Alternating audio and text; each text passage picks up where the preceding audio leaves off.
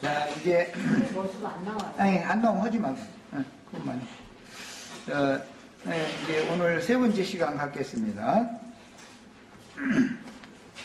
지금 인침에 관한 말씀을 오전 2시간 말씀을 나눴고, 특히 강조한 것은 인침이라는 것은 양면이 있어서 주의 성령도 인을 치시는 중이지만 악의 영들의 그 아비인 마귀도 사탄의 사자들을 보내서 계속해서 하나님의 말씀을 변개시켜 가지고 잘못된 교훈을 자꾸 가르치면 그것이 멸망으로 갈 영혼들을 짐승의 인을 치는 것이다. 그래서 이것은 이름을 받는다라고 성경에서는 표현을 했지만 사실은 그게 인을 친다라는 말은 예수님의 성품과 인격을 그 사람의 성품과 인격으로 조성시켜 놓는 거, 그 다음에 하나님의 말씀을 들어도 읽어도 깨달지 못하는 그런 짐승의 마음을 인격화시켜 놓는 거, 이런 것을 성경에서 말하는 거다라는 걸 강조해서 같이 말씀을 드렸었어요. 자, 그리고 나서 두 번째 시간은 특히 하나님의 경륜적인 행정을 이제 말씀을 드리느라고, 신약 성경에서만 이제 보자면 요한의 때까지로 시작이 되어지고, 율법과 선지자는 요한의 때까지니까 요한이 율법과 선지자를 대표하는 그 한 시대의 갈림길에 보냄받은 사람입니다. 그 다음에 요한을 뒤에 이어서 예수님이 말씀을 전하셨는데 그때 인자의 때라고 말한다. 요한이 죽기 전에는 아직 인자의 때가 시작이 안 됐던 것이죠. 이제 요한이 죽은 다음에 예수님이 비로소 전파하여 가라사대 할 때, 그때부터 인자의 때가 왔고, 사람으로 오신 예수를 죽임 당하신 그 때까지만 인자의 때인 것이고, 그 다음에 이제 성령께서 제자들을 보내서 먼저 제자들에게 임하신 다음에 제자들을 보내서 먼저는 유대인들에게 전파를 했고, 본토의 유대인들이 받아들이지 않으니까 이제 우리가 이방으로 가노라 해가면서 갔지만 사실은 이방 땅에 흩어져 살던 자기 동족에게 먼저 전파를 했던 것이다. 그 이방 땅에 흩어져 살던 동족 히브리인들이 또 이방인들 헬라 사람들에게 말씀을 전파함으로 이제 그런 과정을 거쳐서 완전히 이방인의 때가 왔던 것이다. 그래서 그 기간을 이방인의 때가 차기까지 이렇게 표현했고, 로마서에서는 이방의 충만함이 차기까지 이렇게 표현을 했어요. 그 다음에는 예수님의 예언과 같이 예수님이 오셨을 때는 무화과 나무가 열매를 맺는 때가 아니었고 입만 무성한 때였었기 때문에 저주하셔서 무화과 나무가 뿌리로부터 말라 죽어서 저주가 임했는데, 이것은 육적인 이스라엘 사람들은 신앙의 근본에서부터 그리스도의 생명에서 그게 끊어져 나간 것을 상징한 말이었는데, 예수님은 무화과의 때가 온다는 것을 예언을 하셨고, 그 무화과의 때라는 것은 이방의 충만이 찬 다음에 이것은 이스라엘의 신앙이, 이스라엘 실제는 14지파지만 12지파 이것은 대표성을 갖는 것이고, 이스라엘 12지파의 신앙이 회복이 되는 때가 오는데 그것은 접붙임을 받는 때다, 이렇게 예언이 이루어지는 것인데, 이것은 이사야 선지자가 나라가 하루아침에 생겨난다라고 표현을 하셨는데, 예수님은 주님의 복음 전파를 듣지 않는 자들은 가루로 만들어서 흩어버릴 것이다 라고 예언을 하셨지만, 또 말씀을 하실 때에는 자기 택한 백성들을 이 하늘 이 끝에서 땅 저 끝까지 사방에서 내가 불러 모으겠다라고도 또 말씀하셨다. 그 결과가 역사상에 나타난 것이 로마에 의해서 이스라엘 나라가 멸망을 받았지만 긴 시간이 지난 다음에 다시 이스라엘 공화국이 생겨난 것이다. 이것을 예수님이 예언하였던 부활이요 생명이신 주님의 말씀이 인류의 역사상에도 유대인들에게는 역사적으로 이게 실현이 되는 거예요. 예, 영적 유대인 참 이스라엘이라고 하는 신앙세계, 믿음의 세계 사람들에게도 이것이 그대로 또 이루어져서 영적 유대인 참 이스라엘 사람들은 교회 시대 전기간 동안에 구원 얻은 충만한 수인 것이고, 그 수가 차면 무화과의 열매를 맺는 유대인의 때가 다시 회복이 되는데, 이스라엘 12지파가 회복이 되는데, 계시록 7장에 이 이야기가 12지파가 인맞는 말씀으로 이렇게 기록이 됐어요. 지난 시간에 이제 이것을 이해를 시키기 위해서 이 사람들은 결국은 거룩한 성 새 예루살렘에 들어갈 자격이 있는 자들인데, 거룩한 성 새 예루살렘은 14만 4천이라고 이렇게 하지 않고 기초석은 12사도들이다 이렇게 했고, 그 다음에 그 이제 마무리로 들어가는 문들이 되는 건 이스라엘 12지파다 이렇게 말을 해서 12사도에게는 이방인이 때 전 기간에 구원 얻을 자들이 12사도들에게 맡겨진 것이고, 오늘 천년왕국에 하나님의 피로 그 옷을 씻어서 희게 해서 주님께서 그들을 위하여 장막을 쳐주시고 생명수 샘으로 인도해서 뭐 아무 뜨거운 기운이나 해를 당하지 않도록 이제 해주신다고 그랬는데, 이 많은 천년 왕국 동안의 약물이 중에 이스라엘 12지파에게 완전히 맡겨진 14만 4천이 별도로 있는 것이다. 교회 시대 안에도 사도들에게 완전히 결탁되어져서 맡겨진 14만 4천이 있고, 사도들에게 완전히 붙여주신 14만 4천 외에도 많은 믿는 백성들이 있지만, 그 백성들과 14만 4천이 다른 것처럼 천년왕국도 마찬가지인 것이에요. 적으로는 이것은 구약시대에도 또 마찬가지였어요. 율법 말씀을 받은 사람들은 다 혈통적으로 이스라엘 백성들이에요. 말씀 받은 사람들이. 그러나 그 말씀의 해석이 선지자들의 노선에 따르는 해석이 달랐었기 때문에 선지자들의 신앙에 선지자들에게 붙여진 소수의 무리는 남은 자 사상에 의한 별도의 백성들인 것이고, 이스라엘 백성들이라 할지라도 거짓 선지자들 따르고 또는 율법적인 신앙으로 신앙생활을 하는 사람들이 별도로 또 나누었던 거예요. 하나님 백성들이 다 똑같은 것 같아도 그렇지가 않은 거다. 교회도 마찬가지로 다 믿기만 하면 주의 백성이다 이제 이렇게 말하지만, 사실은 주의 백성이라고 할지라도 생명이 장성한 분량에 이른 온전케 된 14만 4천 시온산의 선자들은 다 온전케 된 사람들이다 이렇게 됐잖아요.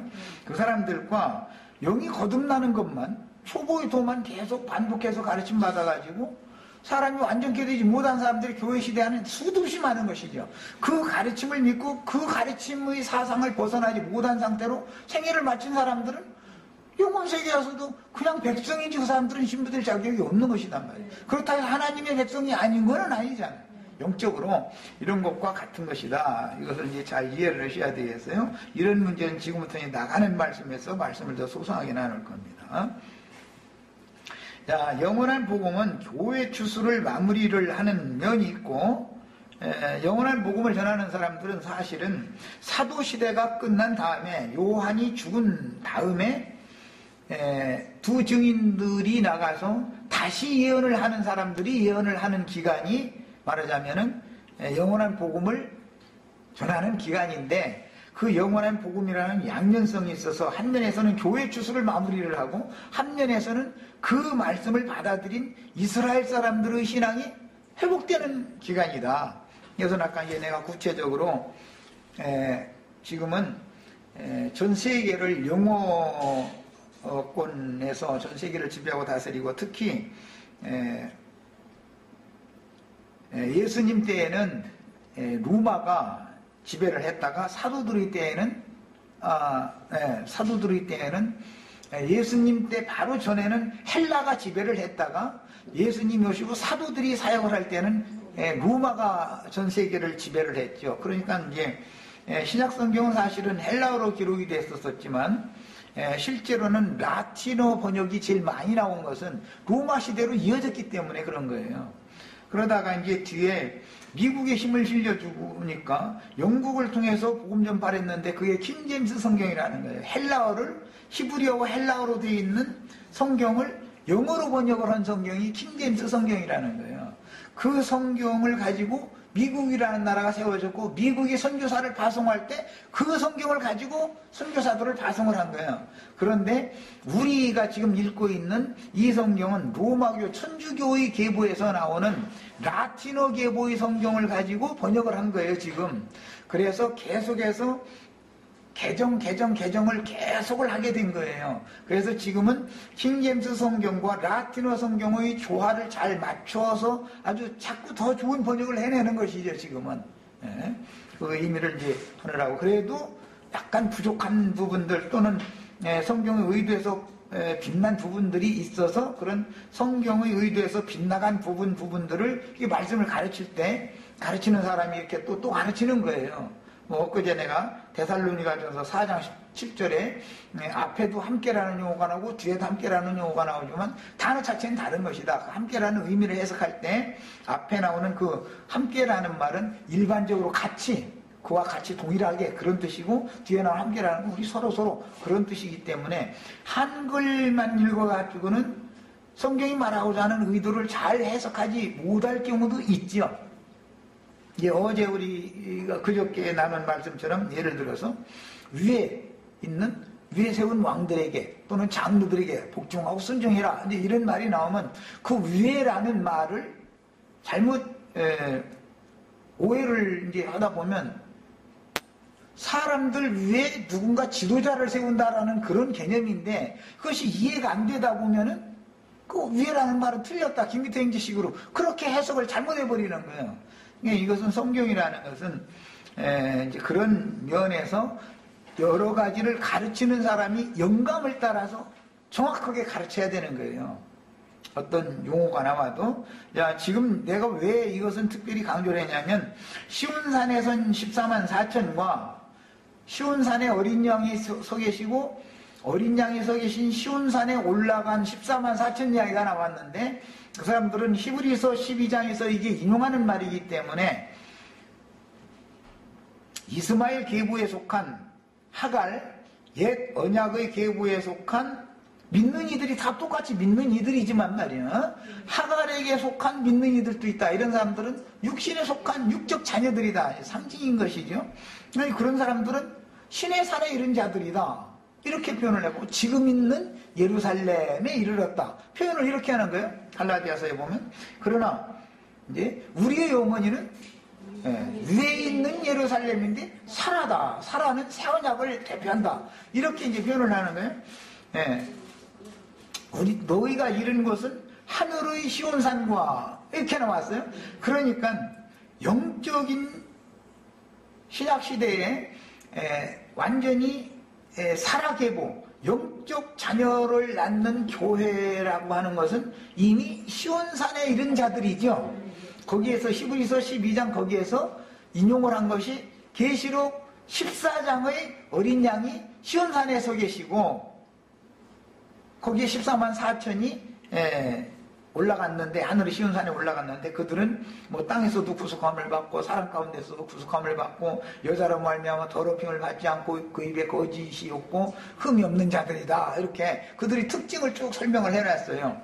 그러니까 교회라고 하는 것은 기독교 계라는 것이 있지만 기독교 계에 주님의 몸된 교회가 포함되는 것 같지만 사실은 주님의 몸된 교회는 전혀 개념이 다른 거다. 기독교라는 말과 교회라는 말은 전혀 다른 거예요. 사실 알고 보면 내면에서 들어가면은 이런 것을 이제 구분을 할 줄 알아야죠.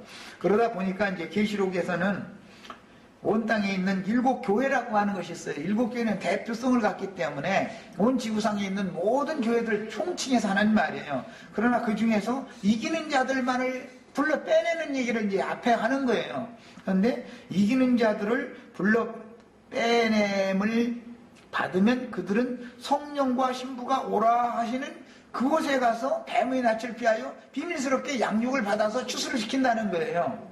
이건 매 세대의 일이 있었던 거예요. 예수님 때에도 유대교라고 하는 다 똑같이 이스라엘 12지파에 속한 사람들이 있었죠.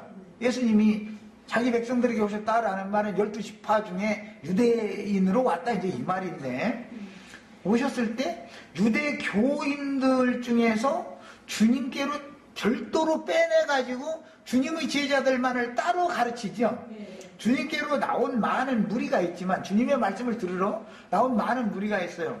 그리고 그들은 주님이 예루살렘에 입성하실 때 어떤 사람들은 주님을 적극적으로 반대하고 대적하고 이단자로 몰아서 재판에 넘겨 죽이고 하는 그런 가라지의 아들들이라고 하는 악한 자의 아들들이 있었음과 동시에, 그건 이제 지옥 판결을 받을 자들이죠. 지도자, 유대교 지도자급에 있던 사람들, 또 거기에 골수분자들, 골수 유대인들이 있었으니까, 그 골수 유대인들 외에 주님을 종려나무 가지를 들고 환영해 가면서 영접한 무리도 있었죠.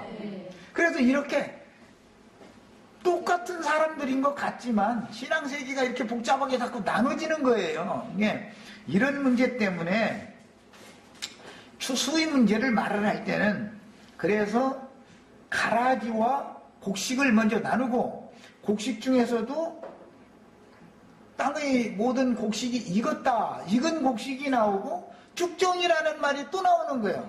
쭉정이는 가라지와는 다르죠. 여물이 완전히 들지 않았다라는 말이잖아요.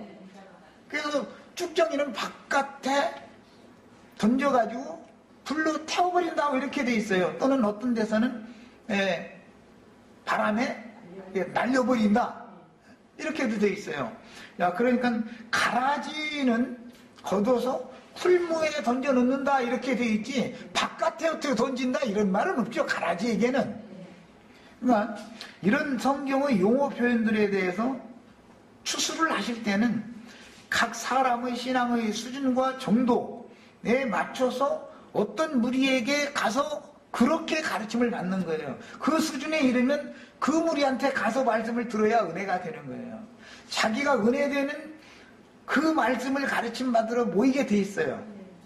기독교계가 수많은 교파들이 나오고, 또 교파들도 같은 교파인데도 그 신앙의 수준에 따라서, 가르치는 자의 신앙 수준에 따라서 모이는 사람들의 영적 수준들이 다 다르단 말이야. 이런 것이 하나님이 하시는 추수의 방식, 농사의 방식이다라는 걸 아셔야 되겠어요.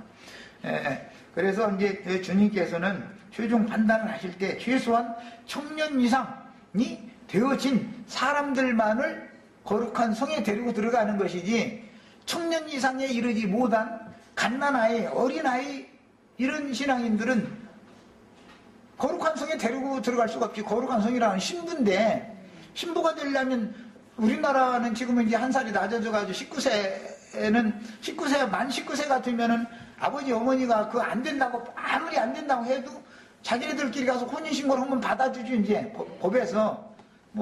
재작년까지만 해도 이제 20세였었죠. 만약에 지금 만 19세가 안 됐는데 저희끼리 좋아해서 이제, 결혼을 하고 싶어. 그런데 부모님은 반대를 해. 그럼 혼인신고를 못 하지요. 하려면은 그 보증인의 도장을 받아가지고 해야 되는 거단 말이야. 부모님이 찬성한다라는 것을 허락을 받아가지고서 혼인신고를 해야 되는 것이거든. 그런데 한차 오늘 거듭나서 어떤 사람들은 지금 말씀을 가르치고 장로로서 할 수준이 됐고, 누구는 최소한 청년 이상이 돼서 하나님의 말씀이 그 속에 풍성히 가고 있고, 이런 수준 이상이 다 됐는데 오늘사 막 거듭났어. 이 사람한테 청년 30세 먹은 예수님이 금방 오늘 뱃속에서 막 나온 놈한테 장가를 든다 그러면 결혼이 되는 거예요? 그건 불법적인 거예요? 결혼이 안 되는 것 정도가 아니라, 만약에 20세 이상이 안 됐을 때, 19세 이상이 안 됐을 때 어떤 청년 남자가 그 범하면은 뭘로 잡혀가요? 그냥 강간이 아니죠. 미성년자 강간범이 되는 것이죠. 그건 일반적인 강간하고는 다른 거예요. 우리 지체들 이런 법을 잘 예를 보자면 그냥 강간하는 문제와 미성년자를 잘못 건드리면 그러면 용서를 못 받는 거 그거는 절대로.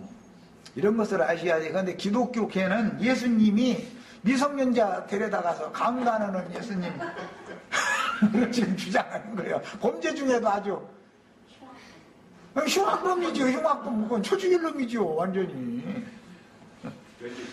정상적으로 청년 예수는 처녀 수준이 된 사람들만 데리고 들어가서 혼인을 해야만 신부가 되든지 혼인 생활이 되는 것이지, 오늘서 태어난 놈 여자로 태어났다 해가지고 데려다 혼인 생활이 되겠어요. 그게 20년을 기다리려면 차라리 이미 잘한 놈 데려다 결혼하는 게 낫지.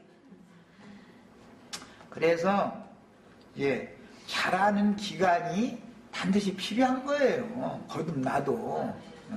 그냥 거듭나기만 하면 뭐가 그냥 다 되는 이런 생각을 버리셔야 되겠어요. 자, 그 다음에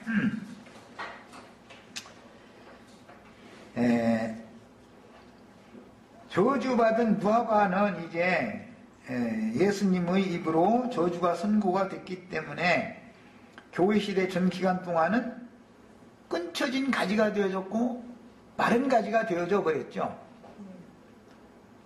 그러나 약속대로 다시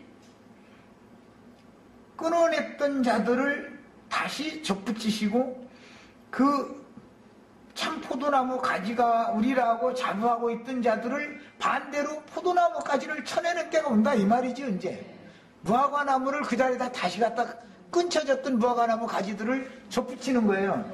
원래 무화과나무 가지 자리를 쳐내고 나서 포도나무 가지를 에다가 접을 붙였었는데 이제는 포도나무 가지를 쳐버리고 무화과나무를 갖다 다시 접붙이는 것이 하나님의 구원 방식이다 이 말이에요.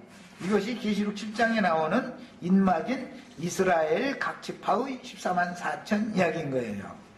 자, 그 다음에 해 돋는 데로부터 올라온 다른 천사가 우리 하나님의 종들의 이마에 인치기까지라고 여기 우리라고 복수로 사용한 것은 주의 성령께서 혼자 인을 치는 것이 아니라 그분의 영의 보내심을 받은 7불의 능력을 가진 7눈 7영들이 보냄을 받아서 그들이 증거하는 영원한 복음 나팔 소리를 통해서 인을 치는 것이다 이 말이에요. 그런데 예를 들어서 한국말밖에 못 하는 사람이 어떻게 히브리 말밖에 모르는 사람들한테 무슨 재주로 인을 칠 거냐. 이것은 아까 내가 신약 성경에서 우리 같은 이방인들에게 히브리 말밖에 못하고 헬란 말밖에 못하는 사람들이 사도로 보냄을 받았는데도 히브리 말밖에 못하는 사람들이 헬라 땅에 보냄을 받았죠. 자기 동족들이 있었기 때문에 그런 거죠. 베드로가 헬란 말을 한 건 아니잖아요. 물론 바울은 헬란 말도 잘했지만은, 그래도 베드로도 이방 땅에 전도하러 다녔잖아요. 그랬다는 뜻은 마찬가지로 이 시대에는 히브리 말을 해가면서 영어를 잘하는 사람들이 지금 전 세계를 지배한다는 것을 먼저 알고 계셔야 돼요. 미국이 오늘날 전 세계의 머리국가예요. 미국이. 지금은 이제 중국이 자라가지고 거의 필적하려고 이제 덤비는 중에 있지만 아직 멀었고, 중국이 아무리 발전해도 지금 미국 따라가면 멀은 거고, 우리나라와 지금 비슷비슷한 수준까지는 거의 쫓아온 것 같아요. 그래도 우리나라만 또 못하지 지금 아직은 중국이 보편적으로는. 그러나 이제 인구가 있고 힘은 있어요. 그런데 모든 면에서는 미국을 대적하지 못하죠.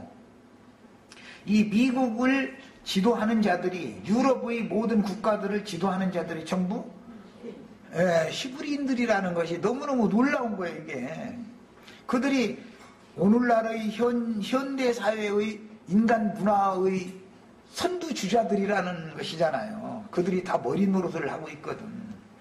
그래서 지금은 공용어가 영어이기 때문에 영어로 전파가 되어지면은 하나님께서 때가 차면 이스라엘 12지파에게 너희가 생각지도 아니한 크고 두려운 일을 행하신다라고 하는 말씀을 반드시 응하게 한다 이거예요.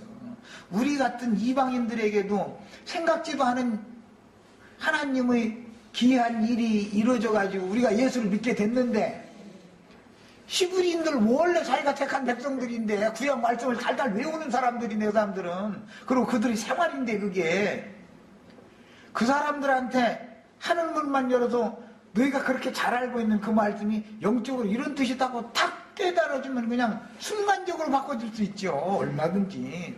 이것을 주님이 하신다라는 걸 꼭 믿으셔야 되겠어요. 그 다음에 훗날 계시록 16장 12절에는 해돋는 데로부터 오는 즉 동방의 왕들이 올라오는, 얘가 이제 이것도 이사야서에서 이게 인용하는 말인데, 왕들이 물이 마른 유브라데 강을 건너서 무기또 골짜기, 아마겟돈이라고 하는 그 아마겟돈 골짜기라는 말은 무기또산 골짜기를 말하는 거예요. 그곳에 모여 거짓말하는 귀신의 영들이 개구리의 영이다 그러는데, 이 사람들도 땅의 모든 왕들을 불러 모은다 그랬죠.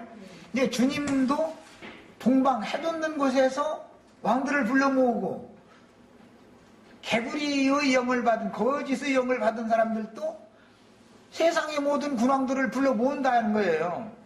자, 그래가지고 거기서 대회전을 하는 거예요. 이것이 세상 나라로에서는 세상의 심판인 것이고, 골짜기라는 것은 사망 골짜기, 멸망 골짜기, 심판 골짜기 이렇게 해서 그것은 하나님의 심판이 집행되는 어떤 장소라는 개념이에요. 그 문자대로 만약에 아마겟돈이라고 무기또라고 하는 그 무기또 산의 골짜기에는 많은 군대가 모여서 거기서 전쟁을 할 만한 그런 장소가 안 되죠. 그러니까 이것은 지금은 사망 골짜기, 멸망 골짜기는 가만히 앉아서도 컴퓨터로 다 하니까 이렇게 대통령 국에 앉아서 에이 저쪽에 핵폭탄 날려버려 하고 그냥 버튼 누르면 간다는 거잖아요.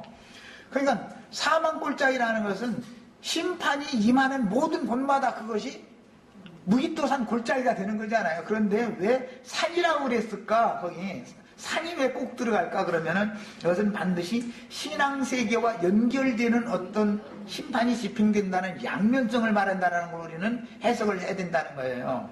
그래서 한 면에서는 세상 심판이지만, 그건 그건 이제 전쟁을 말한 거예요. 한 면에서는 영의 세계가 또 심판을 받는 것을 겸해서 하는 말이다.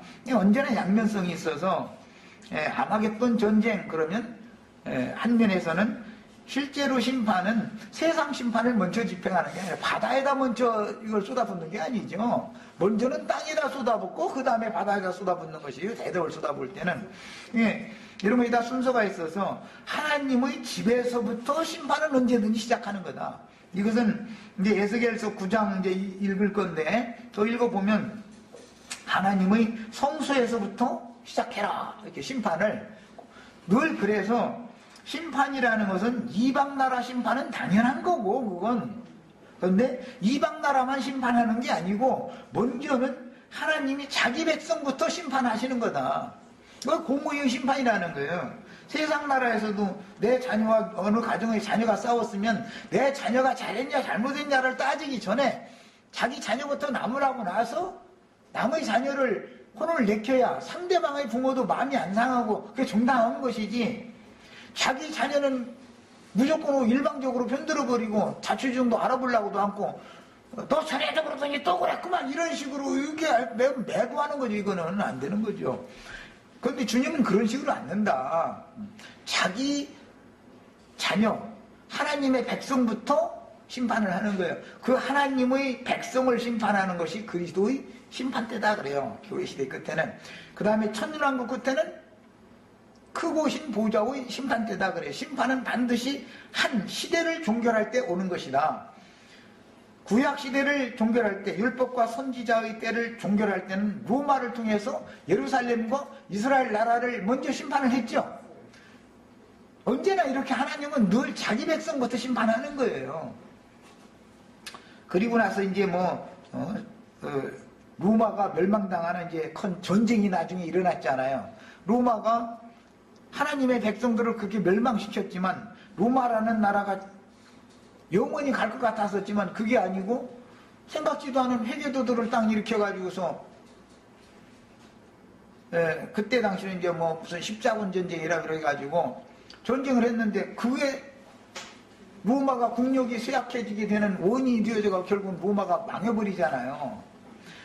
언제든지 하나님은 자기 백성을 먼저 심판하고 나서 연결해서 세상 나라를 심판하시는 이런 공의를 집행하시는 분이다라는 걸 꼭 깨달으셔야 돼요. 기독교계는 핵폭탄 터지는 3차 대전 아주 그냥 공식이야. 그것만 생각하고 있고 또 어떤 사람들은 신령하다 해가지고 영적 심판만 있지 세상 심판은 없다 또 이렇게 하고 이것은 어떤 사람은 이쪽으로 치우쳤고 어떤 사람은 이쪽으로 치우친 것이죠. 하나님은 양면을 다 아시는 것이죠. 당연히. 우리는 이게 합당하게 성경을 해석을 해야 되겠어요. 그 다음에 이제 에스겔서 9장 3절로 6절을 같이 읽습니다.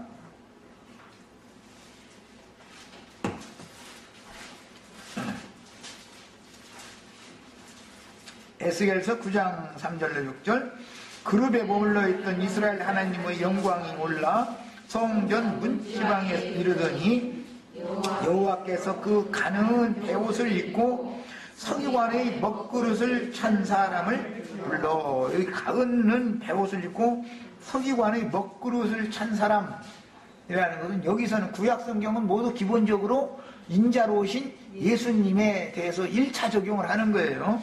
예수님이 다시 예언을 할 때는 천국의 지휘자된 서기관들은 옛것과 새 것을 하늘 곳간에서 내다가 나눠주는 사람과 같다. 이제 거기서는 천국의 서기관된 제자들이라고, 천국의 제자된 서기관들, 거기서는 예수님은 복수로 적용을 하죠. 구약성경은 단수잖아요. 구약성경에서는 예수님을 염두에 두는 거예요. 예수님이 다시 그분의 영을 부어서 세상에 보낸 제자들은 천국의 제자된 서기관들이 되는 것이에요. 자, 이제 이것이 이제 성경의 기록이에요. 그 가는 베옷을 입고라는 것은 제사장의 옷을 입었다. 이제 그런 의미인 것이고, 서기관의 먹그릇을 찬 사람을 불러 이르되 너는 예루살렘 성읍에 순행하여 그 가운데서 행하는 모든 가증한 일로 인하여 예루살렘 성이 가증한 일을 너무 많이 한다 이 말이죠 지금. 그것 때문에 탄식하며 우는 자들의 이마에야 표시를 해라 그랬어요. 이것이 이마에 인을 친다라고 신약성경에서는 말을 한 거예요. 이마에 이름을 기록한다라고도 표현을 했죠. 그런데 어떤 사람들이 이마에 지금 인을 치는 거였죠? 예루살렘과 예루살렘 성읍 중에 행하는 모든 가증한 일로 인하여 탄식하며 우는 자들에게 인을 치는 거예요. 그러니까 여기 이스라엘 12지파 하나님의 종들에게 인을 친다라는 것은 이 이스라엘 12지파 중에서 인맞은 자들이라는 것은 예루살렘과 그 가운데에서 행하는 모든 일들로 인하여 탄식하며 우는 자들이 되겠죠. 당연히. 이것은 교회 시대 안에서는 당연히 세속 교계가 행하는 그런 세속화되어진 발람의 교훈, 대표적인 것이 니골라당의 교훈, 음료 이세벨의 교훈 이런 것에 세뇌당해가지고 그런 신앙생활을 잘못하는 거 이것을 인하여 탄식하면서 우는 자들이 인침을 먼저 받은 거예요. 그들이 확실하게 인이 쳐져 있어야 오는 세상에서 하나님의 종으로 사역을 할 사람들에게 인을 또 칠 수가 있겠죠. 이것은 아까 이제 신약에서 읽은 것처럼 진리의 말씀을 가르쳐가지고 믿음을 도와줘서 믿게 만든 거예요. 그거 인치는 거예요, 그게. 자, 나의 듣는데 또 남은 자에게 인치는 자들이 있고 인침받은 사람들 외에는 다 살육하는 자들이 있어요. 사육이 둘이 있죠. 앞에 어떤 사람들에게는 인을 치고 어떤 사람들 가증한 일로 인해 탄식하며 우는 사람들에게 앞에 서기관이 쭉 가서 인을 치고 지나가면 뒤에는 인맞지 않은 자들을 전부 심판해버리는 천사들이 뒤따라다닌다 이 말이에요. 심판의 영들이 뒤따른다 이 말이에요. 그 사람들은 살육하는 기계를 잡았다 이렇게 표현을 했는데, 물론 이거 다 이제 영적으로 오면은 말씀이지요. 세상적으로 오면은 전쟁 무기지요. 이것은 창세기에서 각종 날카로운 뭐 동철로 날카로운 기계를 만드는 자라고 표현을 했는데, 이것이 살육하는 기계다 이 말이에요. 근데 지금은 뭐 핵폭탄 뭐 다 한다 이런 거죠. 뭐 그냥 뭐 소총 이런 것은 지금은 뭐 상대거리도 아닌 거죠. 그런 기계들을 만들어 놓고 있는데 지금 사용하지 않고 있지만, 이런 때 같으면 그것이 반드시 사용된다는 걸 우리는 믿는 거예요. 핵무기를 예를 들어서 파키스탄, 뭐 중국, 뭐 이란, 뭐 북한 이런 데 만들어 가지고 있다고 그러는데, 때 같으면 이게 터지는 때가 반드시 오겠죠. 아이, 무슨 그런 일이 있겠냐고. 아니, 사용만 하려고 뭐라고 그걸 만드는데, 그렇게 그거 만들지 말라는데도 계속 그걸 그렇게 만들었어. 그걸 가지고 밀가루나 좀 사다가 국민들 패나 골치 않게 만들어주던지 말이야. 저기 호주나 뭐 남미나 이런 데는 쌀도 팔아가지고 지금 칠레산 뭐 쌀 이런 것이 얼마나 좋은지 모른다는 거예요. 차지고. 그런데 막 우리나라 쌀값의 반값도 안 되는 거거든요. 아니, 핵폭탄 만드는데 돈 100분의 1만 들여가지고 쌀이나 좀 잔뜩 수입해다가 좀 국민들 배불리게 좀 해주면 얼마나 좋아. 그런데 국민들은 굶어 죽어도 상관없어. 어떻게든지 해서 그냥 이런 걸 하려고 그래. 그건 왜 그러는 거예요? 그들은 나름대로 우리가 살아남기 위해서 그들은 그것을 하는 거예요. 그러나 그런 것들이 만들어 가지고 있으면, 곁에 뭔가 폭발물이 곁에 있으면 그걸 제거해버리기 전에는 반드시 누군가는 그 근처에 가지마 그러면 아이들은 더 궁금해. 그래가지고 이게 뭔가 하고 이렇게 쳐다보고 돌로 두들겨도 보고. 나 군대 생활할 때 그때만 해도 뭐 하루 일과라는 게 이제 겨울철에는 제가 산에 올라가서 나무 이제 비어가지고 한 토막씩 해서 이렇게 길들 끌고 이제 야 아래 부대 박사까지 갖고 오는 건데, 그게 하루 일과인데. 그 이제 가기 전에 안전교육을 시킨다고. 막 6.25 때, 그때는 6.25 끝난 지 얼마 안 됐을 때니까 불발탄이 얼마나 많아. 절대로 불발탄 가지고 너 장난하지 말아라. 그럼 멀었으니까 그게. 그러면 또 묘하게 또 말 안 듣는 사람이 있어. 그거 보면 신기해.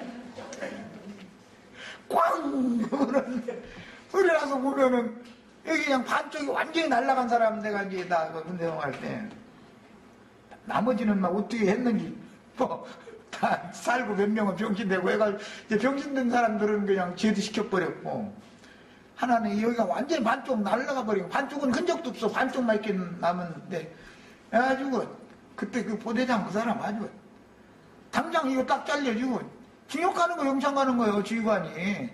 그 일과 시간에, 원래 일과표에는 산에 가서 나무 배우게 시키라는 게 아니거든. 뭐 다른 거 이제 뭐 일과표가 있는데, 나무 배우다가 뭐 이런 소리 또 한번 그러네. 그때 당시는 나무로 뗄감하고 꼭 열라고만 꼭 그러는 게 아니고, 포차에다가 톱 딱 걸어서 행 하고 시동 걸어 이제 돌아가면은 제재 딱 하고서 밤에 포차에다 실어다가 춘천 이런데 전방부대에서 나온 그거 갖다가 그 목탄으로 만들었는데 공대에 팔아 당긴다고. 그건 뭐 자기 수입이잖아. 사실은 그 짓을 하느라고 그걸 했는데 그 사고가 생겨버렸으니 뭐 아야 소리도 못하고 뭐 그냥 나 이제 그런 것도 당해봤는데, 뭐든지 위험 물질이 있으면 그것이 반드시 문제를 예기치 않게 일으키는 때가 반드시 오게 돼 있어. 그 자체가 안 만들어졌든지 멀리 치워져 버려야 되는 것이죠. 그런데 뭐 나라마다 그걸 그냥 만들려고 그 애를 쓰고 앉았으니 반드시 그게 사용되는 때가 오죠. 그런 것을 우리는 믿음과 동시에 그것만, 세상 나라 심판만 보는 게 아니라 믿는 자들을 심판하는 그리스도 심판대라는 것이 있다는 걸 우리는 믿는다 이 말이야. 그리스도 심판대가 있다. 그래서 그리스도 심판대는 믿는 이들을 심판하는 걸 말하는 것이고, 하나님의 심판이라면 세상 심판을 포함해서는 말인 것이고, 로마서 14장 10절에는 우리가 다 하나님의 심판대 앞에 쓴다 이렇게도 돼 있죠. 고린도후서 5장 10절에는 우리가 다 각각 그리스도 심판대 앞에 선다 이렇게 돼 있어요. 그리스도 심판대는 믿는 이들이에요. 그러나 불신자들도 자기 이의 말로 심판을 받는다는 거예요. 그 한 행위대로. 이것은 너무 하나님의 공의로운 분인 것이죠. 그 다음에 살육한 기계를 잡은 자들이라고 하는 것은 다 천사들이 하는 것이지만 계시록에서 이제 대접을 쏟아붓는 사람들이다 이런 말인데, 이것은 여기서 살육하는 기계라고 하는 건 육체를 죽이는 것을 염두에 뒀기 때문에 살육이라고 한 것이고, 사실은 이것이 하나님의 심판은 영만 심판하는 것이 아니라 영을 심판하는 것은 둘째 사망에 던져 넣는 것이고, 최종적으로 육신을 이게 심판하는 것은 불의한 자들을 죽게 하는 것을 말하는 것이죠. 양면이 있다. 그래서 예수님이 이제 심판에 대해서 말씀하실 때는 너희 몸을 죽여도 영혼을 얻지 하지 못하는 그런 사람들을 두려울 게 아니라 몸을 죽일 뿐 아니라 영혼을 등이 지옥불에 멸하시는 그분을 두려워야 된다. 죽음이라는 건 양면이 있다라는 걸 지금 예수님은 말하는 거잖아요. 그게 심판이라는 건 당연히 양면이 있게 마련이다. 이걸 좀 믿어야 되는 거죠.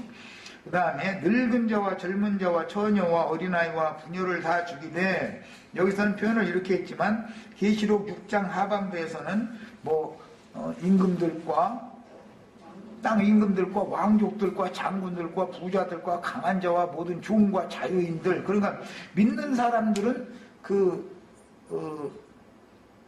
여러 부류가 다 있다, 이제 이 말이겠죠. 사실은 꼭 임금들, 왕족들만 심판받는 게 아니죠. 그들에게 동조하는 사람들은 다 심판받는 거죠. 그 다음에 이마에 표 있는 자에게는 가까이 말라 그랬으니까, 이마에 표 있는 자는 예루살렘에서 행해지는 모든 가증한 일로 인하여 탄식하며 우는 자들이었었어요. 이 표를 받으면은 살육하는 자에 의해서 심판을 받지 않을 수 있다는 걸 알 수가 있는 것이죠. 그 다음에 마무리 말씀은 내 성소에서 시작할지니라 했으니까 하나님의 집에서부터 이런 심판이 온다. 그럼 하나님의 집에서 오시는 심판은 우선 영혼 심판이 중심이 될 것이고, 세상의 심판은 육신의 심판이 이제 중심이 되는 것이죠. 그들은 영혼이 구원받는 사람들이 아니니까 당연히 그런 것이죠. 자, 에스겔 선지자의 이런 예언을 통해서 요한에게 계시된 본문 말씀을 이해할 수 있는 것은, 하나님의 종들의 이마에 인을 치는 다른 천사는 실제 먹그릇을 그 허리에 찬 서기관인데, 이것은 예수님을 염두에 두는 말이었었다. 구약성경은 이거 말씀드렸어요.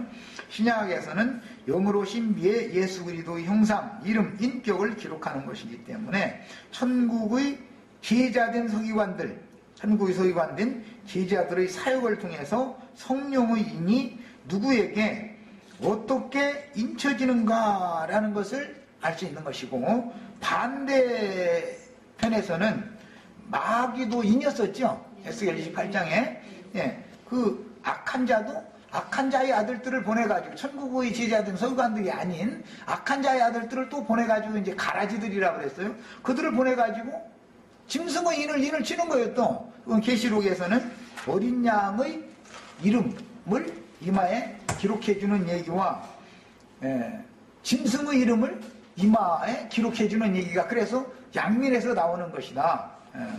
이건 오전 2시간 동안에 말씀을 드렸었어요. 자, 주의 성령만 인을 치는 게 아니라 반대로 짐승의 이름이나 그 이름의 수나 표시를 이마에 인치는 거짓 선지자들이 있는데, 이것은 정말 성경을 예리하게 보는 분별력이 필요한 거예요. 인터넷상에 어떤 글을 볼지라도 이것은 우리는 뭘 분별해야 돼요? 영을 분별해야 된단 말이에요. 그 사람이 어떠냐, 글의 내용이 어떠냐, 그런 걸 보는 게 아니에요. 이게 위로부터 온 영이냐, 땅의 압이 마귀에게서부터 온 영이냐, 이것을 먼저 구분을 해야 된다 이 말이에요. 땅의 압이 마귀에게서부터 온 영을 받은 자들이 막 나쁜 말로 인을 치지는 않을 거 아니에요. 인간적이고 너무 좋은 말이고 너무 신령한 말인 걸로 들리는 그런 말로 인을 치는 거잖아요. 그러니까 이제는 뭐가 필요하냐, 진리를 옳게 분별하는 지혜와 능력을 받아야 되는 것이 필요한 거예요. 이것은 어린아이에게는 해당하지 않는 얘기겠죠. 영분별이라는 것은 어린아이 신자들에게는 오지 않는 거예요. 얼추가 뭐가 진리고 뭐가 비진리를 알도 못하는데. 그래서 우리는 장성한 자가 되도록 자라가지고, 장성한 자가 되면 세상 이치를 스스로 옳고 그른 걸 다 분별하는 것처럼 진리의 지식도 옳고 그름을 스스로 분별을 할 수 있게 되려면 장성한 자가 돼야 돼요. 선악간 분별하는 자가 된다, 이 말은 진리의 분별을 말하는 것이지, 뭐 이웃집 아줌마와 내가 잘 지내고 못 지내고 지금 그런 걸 분별한다, 이 말이 아니죠. 이런 것을 잘 이해를 하셔야 돼요. 성경이 말하는 의도를 잘 이해를 하셔야 돼요. 다음 화요일 날 여기부터 이제 더 나가는 말씀을 이어서 나가겠습니다. 여기까지 하고 마칩니다.